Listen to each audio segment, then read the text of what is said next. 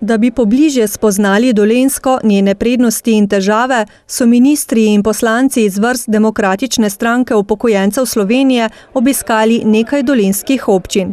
Prvi Desusov mož in zunanji minister Karel Erjavec se je mudil v Novem mestu na srečanju z gospodarstveniki. Lahko povem, da sem imel razgovor z gospodarstveniki na zbornici Dolenjske in Bele krajine. In zelo sem zadovoljen, ker lahko ugotovim, da je regija, kar se tiče gospodarstva, ena najbolj uspešnih v Sloveniji in prepričan sem, da bi lahko ta model, ki je uspešen tukaj na Dolenjskem in v Beli krajini, lahko tudi uporabili na državnem nivoju. Lahko rečem, da dodana vrednost na zaposlenega je najvišja v Sloveniji in tudi dobiček, ki ga ustvarja dolenjsko in belokranjsko gospodarstvo, je najvišje v Sloveniji. Tako da sem jim obljubil, da bom tudi na državni ravni skušal uveljaviti ta model. Zakaj govorim najprej o gospodarstvu? Ker od gospodarstva je odvisna tudi naša prihodnost, je tudi odvisna stopnja socialne države in zaradi tega je izjemno pomembno, da pač spodbujamo gospodarsko rast, gospodarski razvoj. Pri tem pa je povsem jasno, da če želimo nadaljevanje te gospodarske rasti slovenskega izvoza, da je potrebno tudi zagotoviti ustrezno infrastrukturo.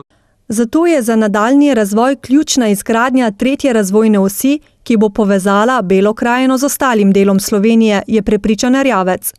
Minister se je naslišal, da Novo mesto izjemno izstopa po gospodarskih kazalcih. To ni samo za preteklo leto, ampak to traja že 20 let in na drugi strani se je naslišal, da se to pokrajino posebej in pod pokrajino Belo krajino zelo zapostavlja. Mi smo se zmeraj naslanjali na svoje delo, na svoje uspehe, na svoje rezultate, pa vendar je tega, da ne pride do nekaterih velikih investicij, kot je dobra pitna voda, tretja razvojna os, ker vendar se je treba zavedati, da Novo mesto je tisto, ki vleče Dolenjsko in Belo krajino naprej. Mi se pa zavedamo v Novem mestu, da če ne bomo povezani z Belo krajino in oni z nami preko tunela pod Gorjancem, preko razvojne osi, je tudi na eni strani to izjemno hudo za njih, je pa tudi slabo za nas. Druga taka stvar je, ali pa tretja je univerza, vendar me tudi zelo veseli, da je današnji obisk pokazal strašno operativnosti tega dela vlade Republike Slovenije, ker za nekatera srečanja smo se uspeli zmeniti v eni uri.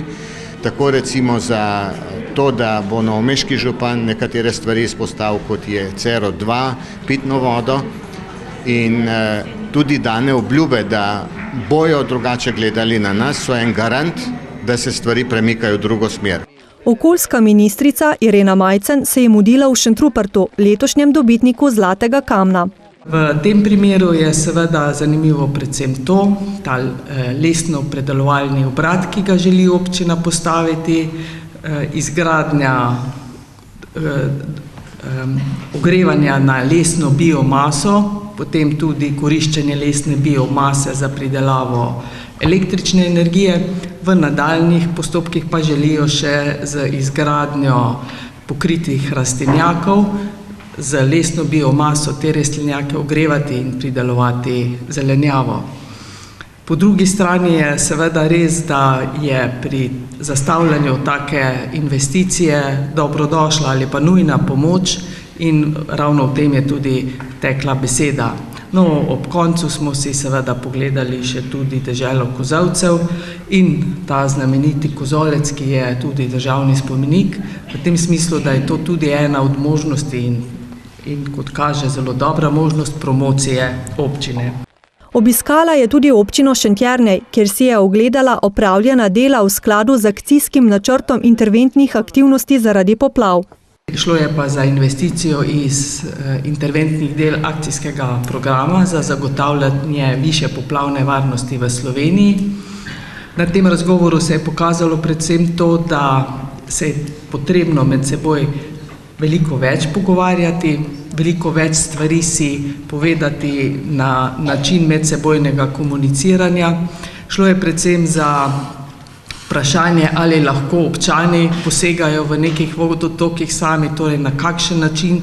Sklep je bil, da občani se obrnejo na občino, občina pa potem poskrbi, da se v strokovnem smislu dogovori z predstavniki Agencije Republike Slovenije na terenu in veliko stvari se da na ta način rešiti. Ni slabe volje, ni občutka, da nismo kot občani uslišani.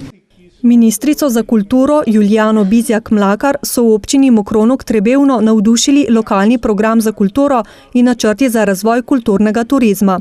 Dejansko gre za primer dobre prakse, kjer se ukvarjajo, torej, ker imajo zavest, kaj pomeni kultura, da pomeni to tudi razvoj, kjer vedo, da je kulturna dediščina pomembna in na ta način tudi živijo. Torej, lahko bi rekla, da vsi delujejo v to smer, da bi izkoristili potencijale kulturnega turizma. In tudi to je razlog, da so bili v tem času zelo aktivni tudi na tem področju in zaradi tega lahko privabijo tudi ljudi v svojo občino in delajo vse v tej smeri, tako da sem prepričana, da bi se lahko po tej občini zgledoval marsikdo. Verjetno drugot je tudi malo pomanjkanja te narodne zavesti, narodnega ponosa. Oni ga pa imajo in zato je to primer dobre prakse. V Novem mestu so jo med drugim opozorili na nedokončano naložbo v knjižnici Mirana Jarca, ki čaka na zaključek del že 20 let. Možno je seveda več pristopov, vemo pa, da je prav kulturna infrastruktura, da je bila zadnjih 20 let precej zanemarjena, ravno tako kulturna dediščina. Možnosti seveda obstajajo in so obstajale preko evropskih sredstev.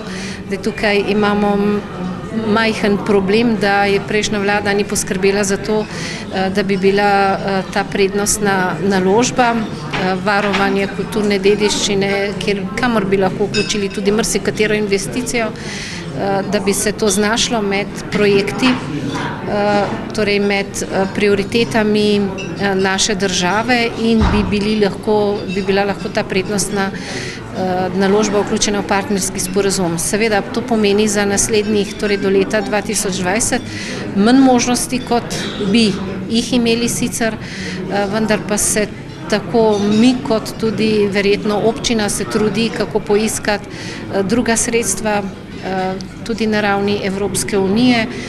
Mi smo se vključili tudi na ravni države v tako imenovane projekte, Junckerjeve projekte, kakšne možnosti bodo tam, ne vemo. Poleg tega smo pa na Ministrstvu za kulturo par dni nazaj vložili tudi zakon za nujne investicije v kulturo, kjer bodo imele tudi občine možnost prijavljanja. Če bo seveda ta zakon šel skozi najprej javno obravnavo, potem skozi vlado in nato skozi parlament. Tako da upam na najboljše, ker tam smo resnično tiste najbolj nujne investicije, tako na področju kulturne dediščine, kot na področju kulturne infrastrukture in tudi drugod smo jih predvideli in upajmo, da bo država videla to prioriteto, ki je trenutno še ne prepoznajo na ravni celotne vlade, medtem ko na Ministrstvu za kulturo se pa teh priložnosti dobro zavedamo. Minister za Slovence v zamejstvu in po svetu, Gorazd Žmauc, pa se je mudil na Razvojnem centru Novo mesto. Ker gre za regijsko organizacijo, ki je dejansko nosilec ali pa bo v nadaljevanju nosilec teh regijskih projektov in nas zanimajo predvsem regijski projekti in čezmejni projekti. In tukaj bomo mi tudi z našo politiko regijskega sodelovanja in na konceptu čezregijskih projektov probali tudi sodelovati na razvojnem delu in pa predvsem pri pridobivanju evropskih sredstev v perspektivi 2015-2020.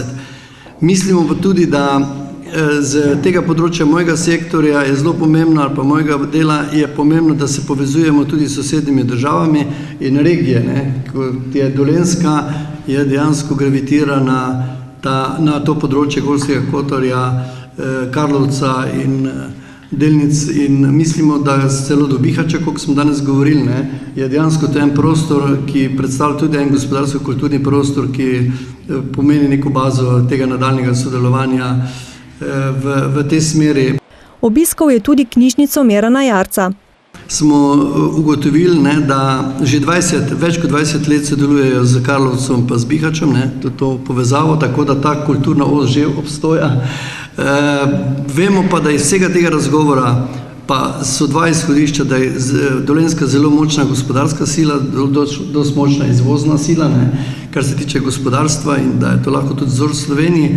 Po drugi strani, da pa je verjetno za nadaljni razvoj tega gospodarstva in pa povezovanje gospodarstva pa tale tretja os oziroma pravzaprav infrastruktura v celoti predpogoj tako za regijsko sodelovanje kot tudi za nadaljni razvoj gospodarstva v celoti.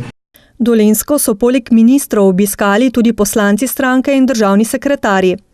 Tu seveda sem pa poudaril prvič to, da ima Desus izjemno jasno ciljno publiko, torej to so seveda upokojenci in to so socialno ljudje na socialnem robu ali pa nizkih socialnih slojev. To se pravi, mi smo da to seveda precej levičarska stranka, ampak kljub temu v tej vladni koaliciji dobro sodelujemo, dokler so osnovne zahteve Desusa uveljavljene. Torej, gre za regres, gre za usklajevanje pokojnin, gre seveda za oblikovanje demografskega sklada. Mislim, da smo edina poslanska skupina v Državnem zboru, ki včasih tudi popolnoma glasuje po lastni vesti. Torej, ne glasujemo tako kot vsi ostali. Ostali so usklajeni, vseh 36 ali pa vseh 22 poslancev glasuje kot eden, mi pa imamo včasih različna mnenja in mislim, da tudi tu nam stranka, ali pa da bom rekel predsednik Erjavec, tolerirajo v seveda v okviru tega globalnih naših interesov, ki jih Desus seveda ima. Za odločanje pa so pomembni tudi obiski posameznih regij, dodaja. Tudi mi, ki sicer delamo s papirji, če lahko tako rečem, zakonodajo, na terenu absolutno moramo preverjati, kaj je resnično v življenju potem, kako funkcionira ali pa deluje popolnoma drugače, kot smo si takrat zamišljali, ko smo dvigovali roke ali pa nismo dvigovali roke. Zelo pomembno so obiski na terenu, kot temu radi rečemo. Za vse, torej tudi za jugovzhodno Slovenijo, pa je pomemben učinkovit zdravstveni sistem, je prepričan podpredsednik stranke, sicer nekdanji zdravstveni minister. Že kar nekaj časa skušamo, tudi jaz sem poskušal, v bistvu pa govorimo o potrebni reformi že več kot 10 let. Da je v resnici potrebna, občutite vedno bolj tudi mi oziroma mi vsi sami, daljše vse čakalne dobe. V zadnjem času je veliko nezadovoljstva glede bodoče ureditve v povezavi z urgentnimi centri, z reorganizacijo nujne medicinske pomoči, o katerem seveda bomo še govorili. Tudi denarja v zdravstvenem sistemu, kljub temu seveda, da ponekod uhaja, kjer ne bi smel, je premalo. Mogoče ponazoritev, vsako leto je samo v Sloveniji več 10 000 novih sladkornih bolnikov. Tudi število srčnih bolnikov se ob vseh programih povečuje. Po projekcijah je recimo nekdo, ki je bil rojen leta 2010, bo do 75. leta starosti vsak drugi moški in vsak tretja ženska zbolela za rakom.